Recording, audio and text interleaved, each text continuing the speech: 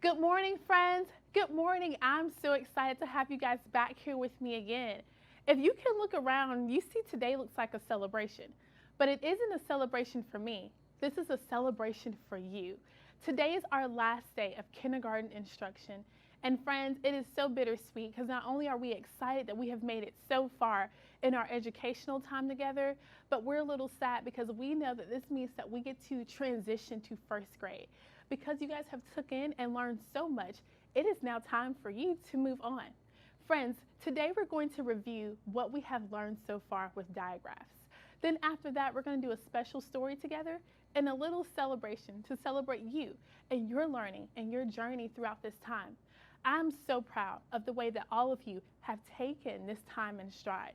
You have continuously done your work at home. You have practiced at home. You have learned and even tried creative and new ways to keep learning and to keep growing. That's what great students and good readers do. So this celebration today, friends, is for you. I'm excited. So without further ado, let's go ahead and get started. We have an action-filled, packed instructional day. All right, let's go ahead and take a look. We're going to review all of our digraphs that we have learned. Yes, every single one. We're going to go through, we're going to think of the strategies and exercises we use in order to help us remember digraphs. Let's start back though and pedal all the way back to what are digraphs? Do you remember what are digraphs? Yes, it is when two letters connect to make one sound. Very good. And remember, we've learned a little strategy in order to help us understand and to remember digraphs. We know that we use our hands, right, to indicate the two letters, and to move them close together or connect them, we can show the one sound. We're going to go ahead and get started with our very first digraph we started with, the digraph, remember? Shh. Yes, the digraph, shh. This was our very first one when we began our journey. The digraph shh is represented by the letters SH. Let's try our exercise. SH shh. SH shh. SH shh. SH shh. Good job. You didn't forget. Remember, we also practiced air writing, didn't we? That was our first week of when we started air writing. We learned that air writing is kind of like putting a Post-it note on your brain. You're able to remember it and to keep it for a while. It helps your brain keep all of the good things that we learn. So let's air write the digraph. Shh. Let's try it. S, H, shh. Again. S, H, shh. One more time. S, H, shh. Wonderful job, friends.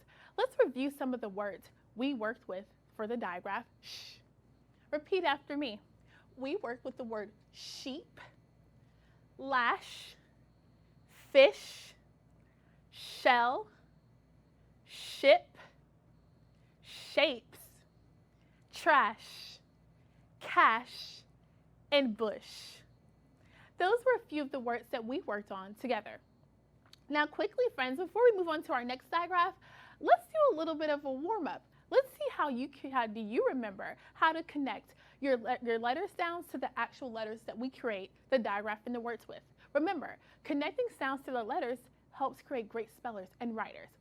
So let's try that. Let's try one of our words. Let's look at the word dash. Dash. And if you don't have a paper or pencil, that's perfectly fine. Remember, you can air write. So take out that finger, air write those letters that you hear in dash. Say the word dash. Very good. Take the word, stretch it. D, ash. Wonderful job, friends. Listen to those sounds. Let's go through, isolate and segment those sounds. D, ash, dash. Very good. Start with the very first sound you hear in the word dash. D. Absolutely. The letter D. Wonderful. Can we keep going? D, ah. What vowel is making that sound? Ah. Yes, A, absolutely. And finally, we have D, A, sh. Which letters represent the sound sh? Yes, the letters S, H. Wonderful job, friends. Give yourselves a hand and kiss your brains. That was great. You guys remembered the techniques and strategies we use to spell words that has the digraph sh. Let's move on to our next digraph. Our next digraph was the digraph ch. Remember? We made the perfect batch of ch words. Just like when we went fishing for the sh words, it was the same thing with our digraph ch words. We had to go through and listen for the sound inside of the word, whether it's as the first, medial, or ending sound. Listening for that sound helps us understand how to connect those sounds to letters and help us read and spell them more better. So let's try some of the words that we work with for the digraph ch. We know that the digraph ch, repeat the sound, ch, very good, teeth clenched together, ch. We know that the digraph ch is made with and represented by the letters CH. Yes, we're gonna try it, let's do it. CH, ch, CH, ch, and CH, ch. Perfect, friends. Let's look at some of the words we worked with for the digraph ch. Chips, check, child, chick. Yes, those were some of the words we worked with for the digraph ch. Now let's go ahead and practice spelling a few words or one word that we use for the digraph ch. Let's look at our first word. We're going to try the word such. Because remember, we learned that the digraph ch can occur as the first, medial, or ending sound in the word. So this time we're going to try the word such. Everyone, repeat the word such. Yes, like there's no such thing as monsters. Such. All right, take the word. We have the stretchy snake. We're going to stretch the word out. Let's try it. Such. Again, this time, stretch it. Hear those sounds. Such. Perfect. Let's go through. Isolate each individual sound, remember. When we catch each sound, our brain automatically starts picturing and thinking of letters that we should write down. Let's see. Tell me all the sounds you hear in the word such. Ch, such. Very good. Start with your first sound. Write that letter if you don't have paper or pencil, or write it. Oh, I hear a. Yes, the first sound, the letter S. Keep going, friends. Absolutely, the letter U. Absolutely, I hear that vowel. Go to your ending sound. Ch, ch. Ch. What letters or letters represent the sound ch we hear at the end of the word such? Yes, CH. Absolutely, friends. CH. Wonderful job. You just spelled the word such. Wow, you guys have taken in a lot, and I see that you still remember so much we have learned. Let's move on to our next digraph. Now, this one was one of our favorites, remember? It was the digraph. And remember, with this one, we were able to go through and become dental assistants. We were able to work with our friends to help them look at their teeth. Remember? Yes, we saw a lot of teeth during that week. Well, we know that the digraph, repeat the sound. Yes, the digraph is made or represented by the letters TH. Remember? Let's try our exercise. TH, TH, TH. Again, TH. Perfect work, friends. Now, when we worked with the sound, we learned that our teeth do most of the talking here with the digraph. We need our teeth and our tongue to meet in order to make the sound correctly. We don't want it to get lost. And we learned that the digraph tends to get lost in some words. It tends to translate almost as a sound when we don't really use our teeth to enunciate those sounds. So let's look at some of the words that we worked with for the digraph. Cloth, repeat. Very good. 3, yes. Bath, and of course, math. Those are some of the words we used and we worked on spelling and reading together. So we're going to go ahead and give ourselves a little bit more of a warm up, and we're going to spell a word that has the digraph. Let's try it. Let's think of the word thin. Thin. Everyone say the word. Very good. Thin. I want you to think of those sounds you hear. Thin. Take the word and stretch it. Remember? Let's try it. In. Thin. Again. In. Thin. Very good, friends. Now you hear those sounds, it's time to connect them. Let's go through, isolate those sounds, and let's spell the word thin. Thin. Let's try it again. The first sound I hear is what letter or letters represent the first sound we hear in the word thin? Yes, the letters TH. Absolutely. I'm going to write it right here. Very good. Let's keep going. Yes, the letter I. Come on, keep telling me.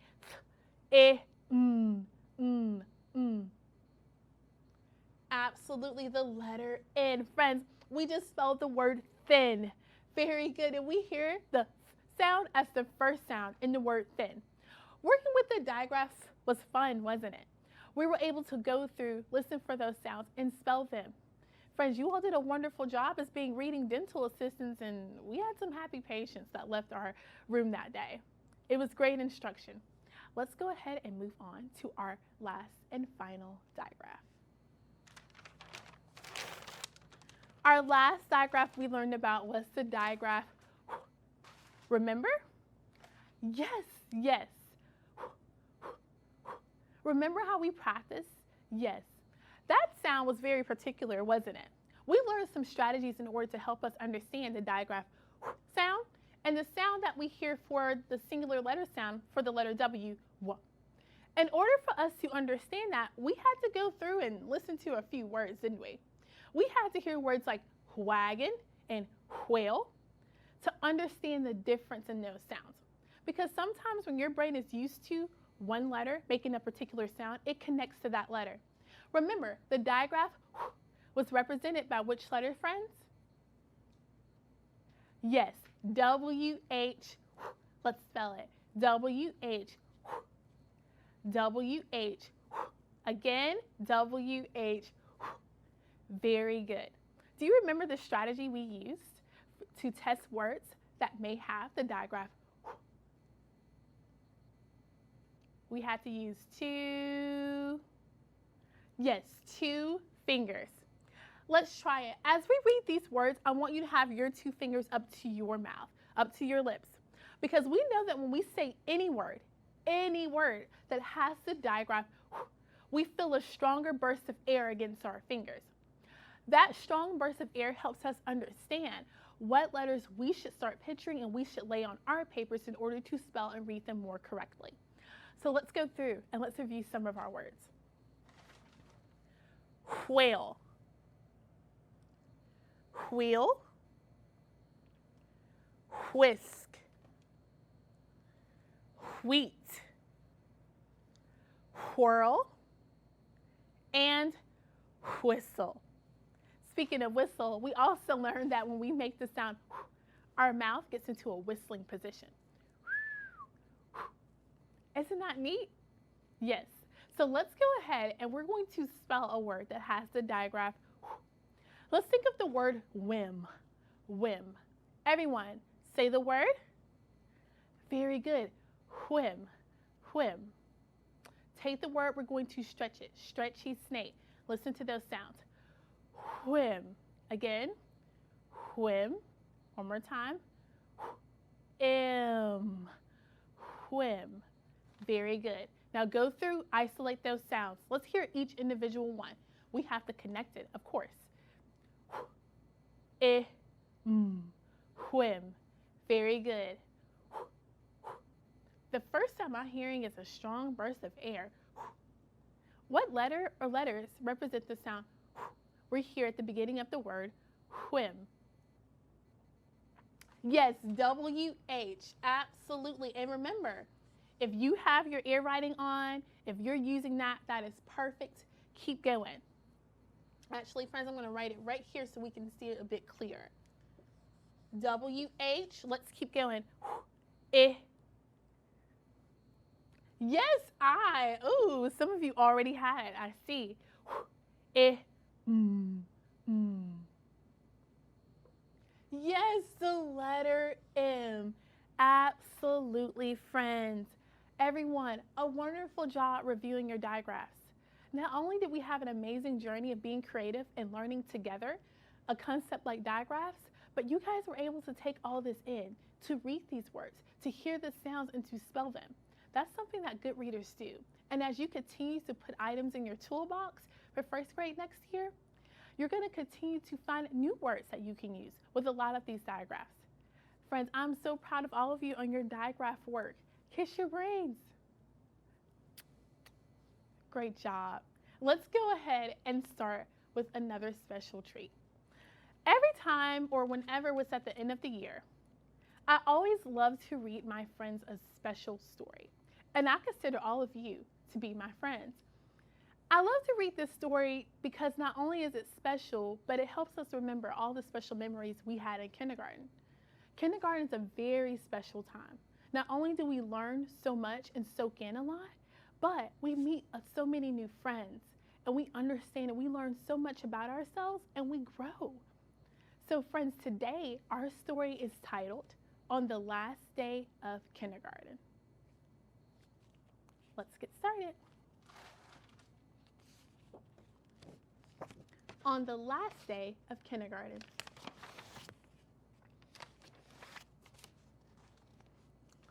Today is the last day of kindergarten. I wish it were the first. Then I'll meet Mrs. Popkinski all over again. I'll hang my very own backpack on my very own hook. My markers will be bright and inky. My crayons will be pointy new.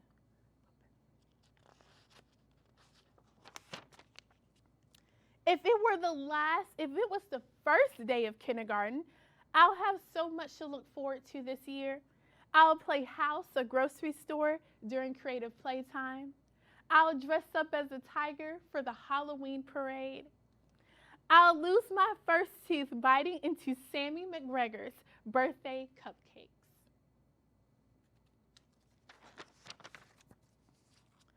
But today is the last day of kindergarten. We don't read stories. We don't work on our numbers or letters. Instead, we wash the tables. We throw out the stubbiest crayons and the dried up paints. We take our pictures off the walls. Mrs. Popinski gathers us into a circle for sharing time. It's the last time we'll ever sit crisscross applesauce together.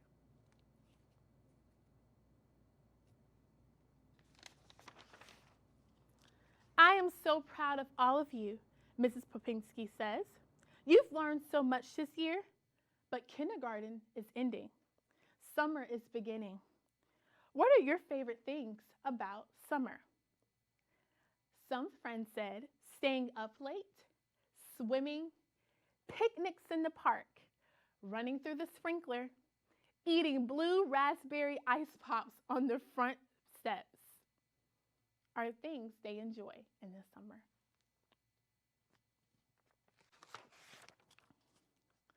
Let's talk about first grade, Mrs. Popinski says. What are you looking forward to the most?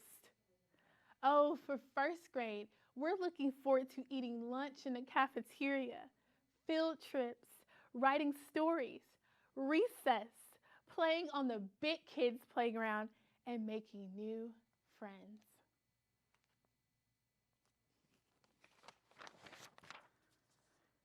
Wow, Mrs. Popinski says, you're going to be fantastic first graders, I can just tell. She looks at the clock and stands up. Okay, class, it's time. We put on the funny flat hats that we made out of poster board and yarn. We make sure our faces are clean. Then we line up and walk down the hall to the auditorium. What do you think they're going to do? Yes, they're going to graduate. They are graduating from kindergarten. I peek over Mason's shoulder and see a crowd. People pointing cameras at the stage, little brothers and little sisters squirming on laps.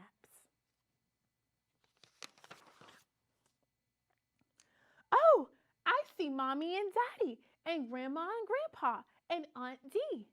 This afternoon, they're going to take me out for ice cream, and I can order whatever I want.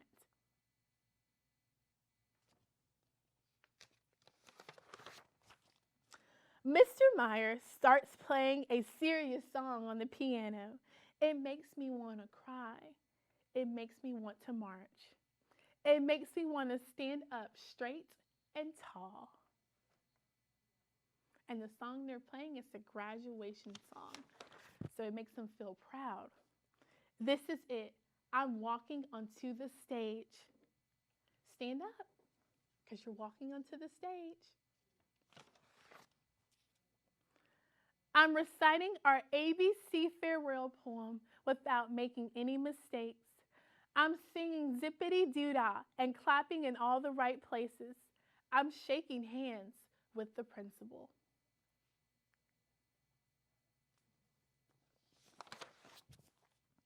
Kindergarten is over.